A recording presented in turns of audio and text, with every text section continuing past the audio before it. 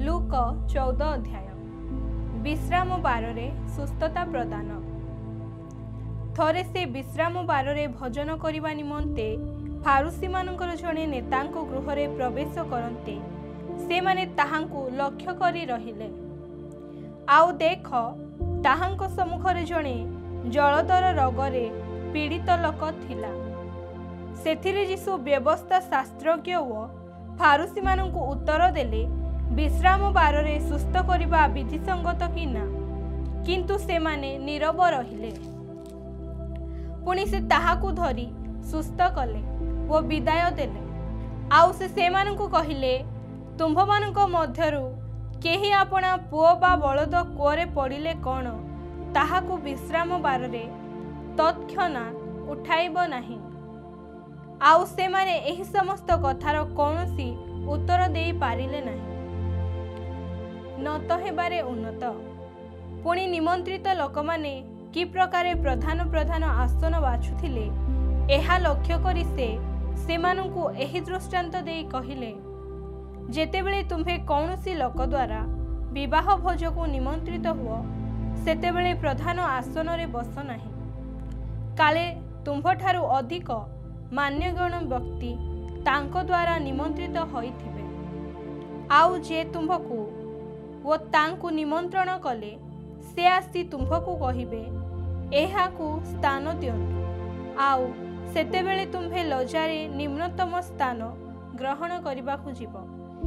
किंतु जेतेबेले तुम्हे निमंत्रित हुओ सेतेबेले जाई निम्नतम स्थान रे बस, जेपरि तुम्भर निमंत्रणकारी व्यक्ति आसी तुम्भकु कहिबे हे बंधु उच्चतर स्थान को आस, सेतेबेले तुम्भ सहित भोजन रे बसुथिबा समस्त लोकंक साक्षात रे तुम्भर गौरव हेबो। कारण जे केही आपणाकु उन्नत बोली देखाए ताहाकु नत करा जिवो, पुणी जे आपणाकु नत करे ताहाकु उन्नत करा जिवो। पुणी से आपणा निमंत्रणकारी की मध्य कहिले दिवस बा रात्रि रे भोजी देले आपणा बंधु की भ्राता कि आत्मीय कि धनी प्रतिवासी मानकु निमंत्रण कर नाही। काले से माने मध्य फेरी तुम्भकु निमंत्रण करिवे वो तुम्भे प्रतिदान पाइब। किंतु भोज प्रस्तुत कले दरिद्र पंगु खंज व अंध मानकु निमंत्रण कर, ताहा हेले तुम्भे धन्य हेबो। कारण तुम्भकु प्रतिदान देबा निमंते से मानकर किछि नाही। आउ धार्मिक मानको पुनरुत्थान समय रे तुम्भकु प्रतिदान दियाजिबो। महाभोजर दृष्टांत। ताहा सुनी ताहांको सहित भोजन रे बसिथिबा लोकमानंक मध्यरु जणे ताहांकु कहिले जेउ लोक ईश्वरंक राज्य रे भोजन करिवो से धन्य। किंतु से तांकु कहिले जणे व्यक्ति रात्र समय रे महाभोज देबाकु इच्छा करी अनेकंकु निमंत्रण कले। आउ भोजनर समय उपस्थित हुअन्ते से निमंत्रित लोकमानंक निकटकु आपणा दासकु पठाई कहिले आपण माने आसंतु, कारण समस्त प्रस्तुत हेलाणी।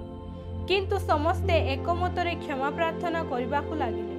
प्रथम जन ताहाकु कहिला मु खंडे खेत किणे अछि, मते ताहा देखिबाकु पड़िबो। अनुरोध करे मु क्षमा पाई अछि बोली मने कर। आउ जणे कहिला मु 5 हळ बलद किणी अछि, आउ मु सेमानकु परीक्षा करिबाकु जाउ अछि। अनुरोध करे मु क्षमा पाई अछि बोली मने कर। अन्य जणे कहिला मु विवाह करि अछि, तेणु जाई पारु नाही। पुणी सेही दास आसी अपना प्रभुंकु सेही सबु जणाइला। सेथिरे गृहकर्ता क्रोधान्वित होई अपना दासकु कहिले शीघ्र नगरर दांड व गली गुड़िकु जाई दरिद्र पंगु अंध व खंज मानंकु एठाकु घेनी आस। परे सेही दास कहिला हे प्रभु आपणଙ୍କ आज्ञा अनुसार करा जाई अछि, तथापि आहुरी स्थान अछि। सेथिरे प्रभु सेही दास को कहिले राजदंड व गछमूल को जाई मोर गृह जेपरि पूर्ण हुए सेथिपाई लोकमानंकु आसीबा पाई बळाओ। जेणु मु तुम्भमानंकु कहुअछि सेही निमंत्रित लोकमानंक मध्यरु केही मोर भोजर आस्वाद पाइब नाही। शिष्यत्वर मूल्य। बहु संख्यक लोक ताहांक सहित यात्रा करुथिले। आउ से बोली पड़ी सेमानंकु कहिले केही जेबे मो निकट को आसी आपणा पितामाता भार्या संतान भ्राता और भग्नी मानू एपरिक आपणा प्राण को सुधा अप्रिय ज्ञान न करे तेबे से मोहर शिष्य होई पारे नहीं। जे केही आपण क्रूश बहन करी मोहर अनुगमन न करे से मोहर शिष्य होई पारे नहीं। कारण तुम्भ मानक मध्यरु किए प्रहरी गृह निर्माण करने को इच्छा करी ताहा संपूर्ण करबा निमंते ताहार अर्थबल अछि कि नाही एहा प्रथमे बसी व्यय हिसाब देखिब नाही। काले से मूलदुआ बसाई शेष करि न पारिले जेते लोक ताहा देखिबे समस्ते ताहाकू परिहास करी कहिबाकू लागिबे ए लोकटा तळिबाकू आरंभ करी शेष करि पारिला नाही। किंबा केउ राजा अन्य जणे राजांक सहित युद्ध करबाकू जाउथिबा समय रे 20,000 सैन्य घेनी तांको विरुद्ध रे आसुथिबा राजांक सहित 10,000 सैन्य नहीं युद्ध करबाकू सक्षम कि नाही ताहा प्रथमे बसी विवेचना करे नाही। जदि पारंती नाही तेबे अन्य राजा दूर रे थाउ थाउ से दूत पठाई संधि प्रार्थना करंती। सेही प्रकारे तुम्भ मानक मध्यरु जे केही आपणार सर्वस्व त्याग न करे से मोहर शिष्य होई पारे नाही। लवण तो उत्तम किंतु लवण मध्य जदि स्वाद विहीन हुए तेबे ताहा काहिरे स्वादयुक्त करा जिवो। लवण तो उत्तम किंतु लवण मध्य जदि स्वाद विहीन हुए तेबे ताहा काहिरे स्वादयुक्त करा जिवो। ताहा भूमि किंबा खतगदा निमंते योग्य नुहे। लोके ताहा बाहरे फपाड़ी दियंती जहार शुणिबाकू कान अछि से शुणु। लूक 15 अध्याय हजिला मेंढार दृष्टांत। आउ करग्राही और पापी लोक समस्ते ताहांक वाक्य श्रवण करिबा निमंते ताहांक निकट को आसुथिले। सेथिरे फारुसी माने और शास्त्री माने बचसा करू करू कहिले ए लोकटा पापी मानंकु ग्रहण करे व सेमानक सहित भोजन करे। तहिरे से सेमानकु एही दृष्टांत कहिले तुम्भ मानक मध्यरे एपरि केउ लोक अछि जे ताहार जदि 100 मेंढा थाए आउ सेमानक मध्यरु गोटिए हजि जाए तेबे से अनिष्पतंकु प्रांतर रे छाड़ी सेही हजि जाइथिबा मेंढाटी न पाइबा पर्यंत ताहाकु खोजे नाही। पुणी पाइले से ताहाकु आनंद रे कांधे घर को घेनी आसे। पुणी आपणा बंधु प्रतिवासी मानकु डाकी एकत्र करी सेमानकु कहे मो सांगरे आनंद कर जेणु मोहर हजि जाइथिबा मेंढाटी पाइली। मु तुम्भ मानकु कहुअछि सेही प्रकारे जेउ मानकर मन परिवर्तन करिवार प्रयोजन नाही एपरि अनिष्पत धार्मिक लोक मानक अपेक्षा जे मन परिवर्तन करे एपरि जणे पापीर निमंते स्वर्ग रे अधिक आनंद हेबो। हजिला मुद्रार दृष्टांत। अथवा एपरि केउ स्त्री लोक अछि जे ताहार जदि 10टी टंका थाए आउ सेथिरु गोटिए हजि जाए तेबे से दीप जाली घर झाड़ी ताहा न पाइबा पर्यंत जत्न रे खोजे नाही। पुणी ताहा पाइले से आपणा बंधु और प्रतिवासी मानकु डाकी एकत्र करी कहे मो सांगरे आनंद कर जेणु जेउ टंकाटी हजाइथिली ताहा पाइली। मु तुम्भ मानकु कहुअछि सेही प्रकारे जे मन परिवर्तन करे एपरि जणे पापी निमंते ईश्वरक दूत मानक सम्मुखरे आनंद हुए। अपव्यय पुत्रर दृष्टांत।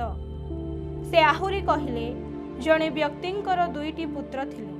सेमानक मध्यरु सान पुओ बापांकु कहिला बापा संपत्तिर जेउ भाग मो बांटरे पड़ुअछि ताहा मते देई दियो। सेथिरे से आपणर सर्वस्व सेमानकु बांटी देले। अल्प दिन उतारे सान पुओ से सबु एकाठी करी दूर देश को चली गला आउ सेठारे कदाचार रे आपणर संपत्ति उड़ाई देला। किंतु समस्त अपव्यय कला परे से देश रे महादुर्भिक्ष पड़िबारु ताहार अभाव हेबाकू लागिला। सेथिरे से जाई सेही देशर जणे लोकंकर आश्रय नेला आउ से ताहाकू घुसुरी चराइबा पाई आपणा खेत को पठाइले। पुणी घुसुरी माने जेउ सीम खाउथिले सेथिरे से आपणा पेट पुराइबाकू बांछा करुथिला किंतु केही ताहाकू किछि देउ नथिले। मात्र से चेतना पाई कहिला मोर बापांको केते मूलियांकर खाद्य बलि पड़ी अछि किंतु मु एठारे भोकरे मरुअछि। मुठी मोर बापांको पाखकु जीवी वो तांको कहिबी बापा ईश्वरंको विरुद्धरे वो तुम्भ दृष्टि रे मु पाप कली। तुम्भ पुओ बोली डका जिबार मु आउ योग्य नुहे। मते तुम्भर जणे मूलिया परी रख। सेथिरे से उठी आपण पितांको निकटकु गला किंतु से दूर रे थाउ थाउ ताहार पिता ताहाकु देखि दयारे विगलित हेले वो दौड़ी जाई ताहांकु आलिंगन करी अति स्नेहरे चुंबन देले। पुत्र तांको कहिला बापा ईश्वरंको विरुद्धरे वो तुम्भ दृष्टि रे मु पाप कली। तुम्भ पुओ बोली डका जिबार मु आउ योग्य नुहे। किंतु पिता आपण दास मानकु कहिले सबुठारो भल लुगा चंचल घेनी आसी एहाकु पिंधाओ। एहार हातरे मुदी ओ पादरे पादुका दियो। पुणी रुष्टपृष्ट बाछुरी आनी मार। आस आम्भे माने भजन करी उत्सव करू। कारण मोहर एही पुओ मृत होइथिला पुनर्बार बंचिला, हजि जाइथिला आउ मिलिला। सेथिरे से माने उत्सव करिबाकु लागिले। सेतेबेले तांको बड़ पुओ खेतरे थिला। से जेतेबेले आसी घर पाखरे पहुंचिला सेतेबेले वाद्य और नृत्यर शब्द शुणी दास मानक मध्यरु जनकु पाखकु डाकी सेही सबु कौन बोली पचारिबाकु लागिला। से ताहांकु कहिला तुम्भर भाई आसी अछंती आउ तुम्भर बापा तांकु सुस्थ शरीर रे पाइबारु मोटा बाछुरीटीए मारी अछंती। सेथिरे से रागी जाई भितरकु जीवा पाई मंगिला नाही किंतु ताहार पिता बाहर को आसी ताहांकु बहुत बुझाइबाकु लागिले। मात्र से पितांकु उत्तर देला देख एते वर्ष हेला मु तुम्भर गलाम परी खटी आसी अछि पुणी केबे हेले तुम्भर आज्ञा लंघन करी नाही। तथापि मोर बंधु मानक सहित उत्सव करिबाकु तुम्भे मते केबे हेले छेली छुआटीए सुधा देई नाहो। किंतु तुम्भर एही जेउ पुओ बेश्या मानक सहित तुम्भर सर्वस्व खाई उड़ाई देइछि जेतेबेले से आसिला सेतेबेले तुम्भे ताहा पाई मोटा बाछुरी मारिल। सेथिरे से ताहाकु कहिले पुओरे तू तो सबु बेले मो सांगरे अछु आउ जाहा सबु मोहर सेही सबु तहर। किंतु एही जे तहर भाईटी मृत होइथिला पुनर्बार बंचिला, हजि जाइथिला आउ मिलिला। सेही हेतुरु उत्सव व आनंद करिबा उचित।